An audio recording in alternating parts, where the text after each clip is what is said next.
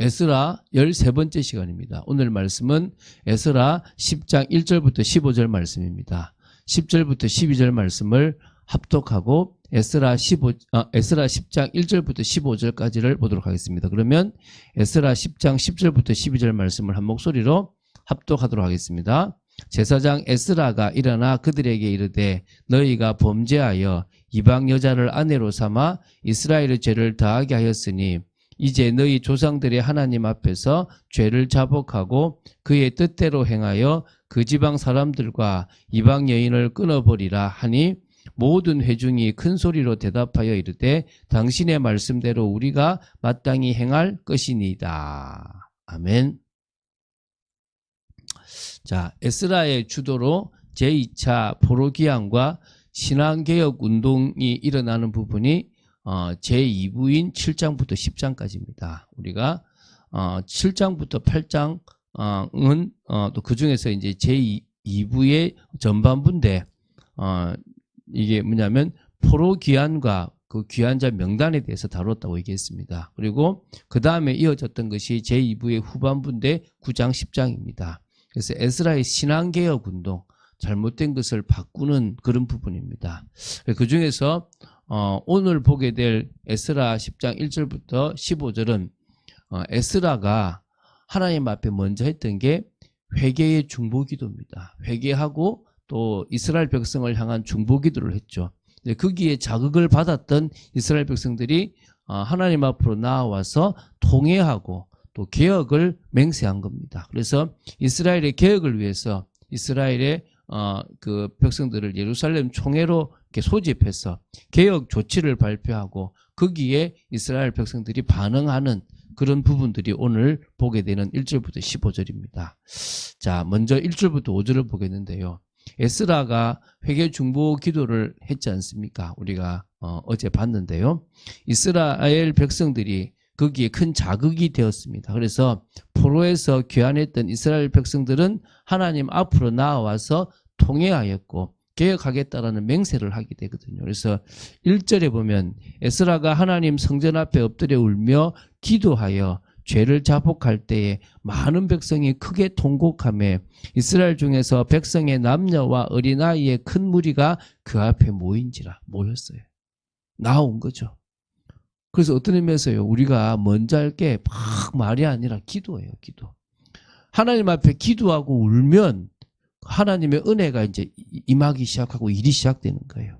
그래서 엘람 자손 중 여이엘의 아들 스가냐가 에스라에게 이르되 우리가 우리 하나님께 범죄하여 이 땅 이방 여자를 맞이하여 아내로 삼았으나 이스라엘에게 아직도 소망이 있나니? 우리가 소망이 있습니다.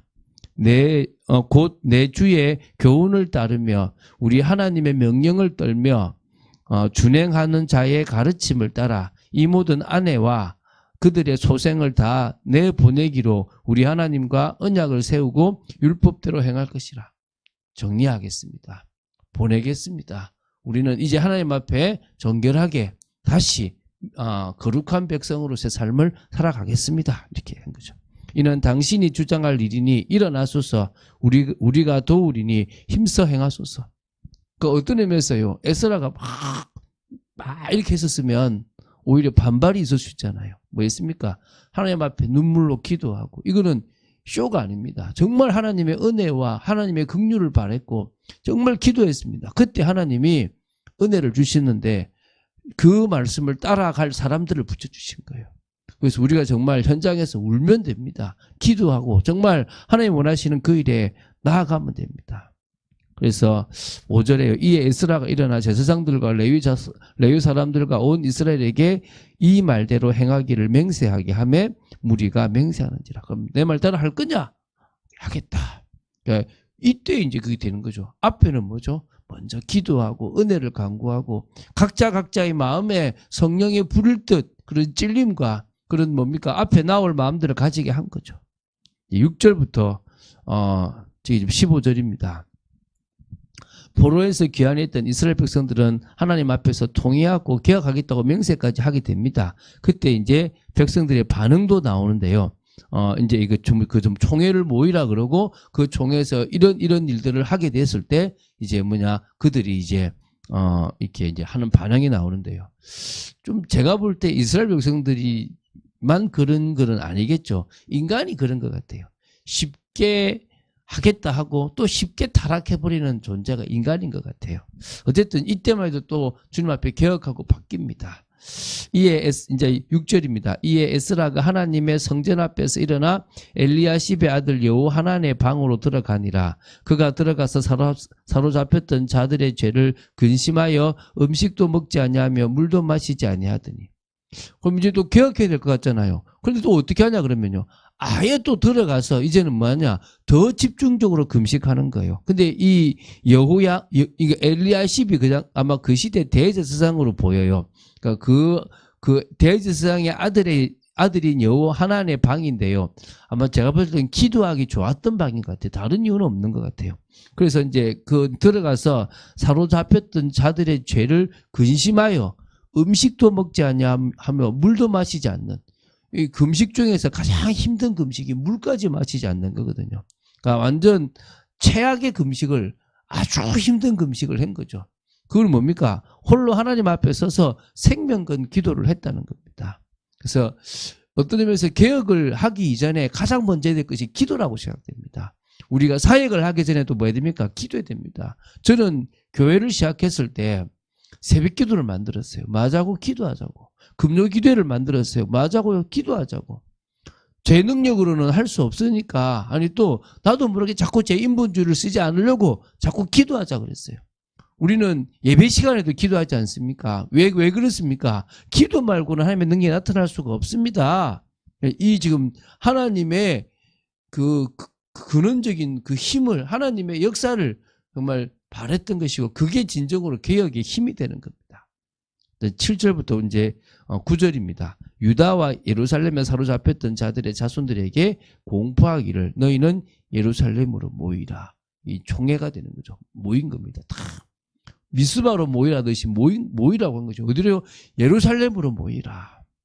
누구든지 방백들과 장로들의 훈시를 따라 3일 내에 오지 아니하면 그의 재산을 정몰하고 사로잡혔던 자의 모임에서 쫓아내리라 하며, 아주 강하겠죠. 아주 사흘 안에 다 모여라. 어떤 일이 있어도 모여. 그런데 이게 사실은 모이기 힘든 시기예요. 그래서 이제 유다와 베냐민 모든 사람들이 3일 내에 예루살렘에 모이니 때는 9째 달 20일이라. 무리가 하나님의 성전 앞 광장에 앉아서 이 일과 큰 비 때문에 떨고 있더니, 지금 아주 큰 결단을 했죠. 뭐요? 얘기했지 않습니까? 3일 안에 나오지 않으면 나오지 않는 자의 모든 재산을 정몰하고 사로잡혔던 자의 모임에서 쫓아낼 것이다. 총회에서 쫓아내겠다. 이 정도로 강하게 얘기한 거예요. 3일 안에 모였는데 이게 우기예요, 우기. 비가 계속 오는 날이거든요. 이스라엘은 이게 건기는 비가 안 오잖아요. 근데 우기는 또 비가 오면 또 무섭게 오기도 하거든요. 근데 그때 이제 뭡니까? 지금 뭐요? 3일 만에 다 예루살렘에 모이던데 죄 때문에 떨었고, 또 뭐죠? 큰 비 때문에 떨었다는 겁니다. 10절 11절입니다. 제사장 에스라가 일어나 그들에게 이르되 너희가 범죄하여 이방 여자를 아내로 삼아 이스라엘의 죄를 더하게 하였으니 이제 너희 조상들의 하나님 앞에서 죄를 자복하고 그의 뜻대로 행하여 그 지방 사람들과 이방 여인을 끊어버리라 하니. 율법으로 말하면 자복하고 끊어내버리는 겁니다. 우리는 자복하면서 성령의 역사를 기대하는 겁니다. 성령의 역사가 우리에게 있고, 우리도 물론 결단해야 되겠죠. 하나님 앞에. 우리는 연약합니다. 이제 우리에게 은혜를 주시고 우리가 결단하기 원합니다. 라고 하는 게 필요하겠죠. 이렇게 얘기합니다. 그래서 어쨌든 다 뭐요? 다 보내도록 하는 겁니다. 12절부터 15절입니다. 모든 회중이 큰 소리로 대답하여 이르되 당신의 말씀대로 우리가 마땅히 행할 것이니이다. 그러나 백성이 많고 또 큰 비가 내리는 때니 능히 밖에 서지 못할 것이요 우리가 이 일로 크게 범죄하였은즉 하루 이틀에 할 일이 아니오니 이제 온 회중을 위하여 우리의 방백들을 세우고 우리 모든 성읍에 이방 여자에게 장가든 자는 다 기한에 각 고을의 장로들과 재판장과 함께 오게 하여 이 일로 인한 우리 하나님의 진노가 우리에게서 떠나게 하소서 하나. 어떻게 합니까? 이제 건의를 하죠. 비도 많이 오고 그걸 다 조사하려면 꽤 걸리니까 지금은 이걸 어떻게 하냐면 각 방백들을 다 세워가지고 모든 성읍에 이방 여자에게 장가든 자는 다 기한 안에 다 각 고의 장로들과 재판장과 함께 와서 이를 일로 인하여 하나님의 진노가 임하지 않도록 다 보내고 나서 정리하면 어떻겠냐라고 하니까 이제 15절에 오직 아사헬의 아들 요나단과 디과의 아들 야스야가 일어나 이 일을 반대하고 무술람과 레위 사람 삽부대가 그들을 돕더라. 다시 말하면 싫다라고 하는 사람도 나왔다는 거겠죠. 뭐 여러 해석이 좀 그냥 저는 그렇게 봅니다. 대부분도 그죠. 그래서 요까지 보고 이제 내일 또 볼 건데 이제 내일은 이제 그것이 또 개혁이 일어나는 부분들이 있습니다. 에스라 때 개혁이 또 일어나서 그 시대에 또 중요한 일들을 또 감당하는 부분이 있기는 합니다. 또 역시 무너지는 부분들도 또 있습니다. 우리는 우리 시대에 우리에게 주어진 교회의 축복과 사명을 누리고 또 이루어야 될 줄로 믿습니다. 우리가 세운 교회가 계속 좋다 보지 못합니다. 그러나 우리가 세워서 지금 우리가 하나님 앞에서 지금 운영하고 인도받는 이때만이라도 하나님 앞에 바로 서는 교회가 되어질 수 있다면 그만큼 큰 축복이 없다고 믿습니다. 그 사실적인 그 응답을 우리가 누려야 될 줄로 믿습니다. 그러기 위해서 우리가 지금 이 새벽에 기도하고 이 말씀을 봐나갑니다. 계속 새벽에 말씀을 봐나가는 이유가 뭐 때문입니까? 새벽에 나오는 이 말씀들을 통해서 우리가 뭘 하자는 겁니까? 하나님께서 이스라엘뿐만 아니라 우리에게 주신 말씀 전체를 보고 우리가 어떻게 하는 것이 바른 신앙생활을 하는 것이고 또 어떻게 하는 것이 교회를 바르게 세우는 것인지를 봐나가자는 겁니다.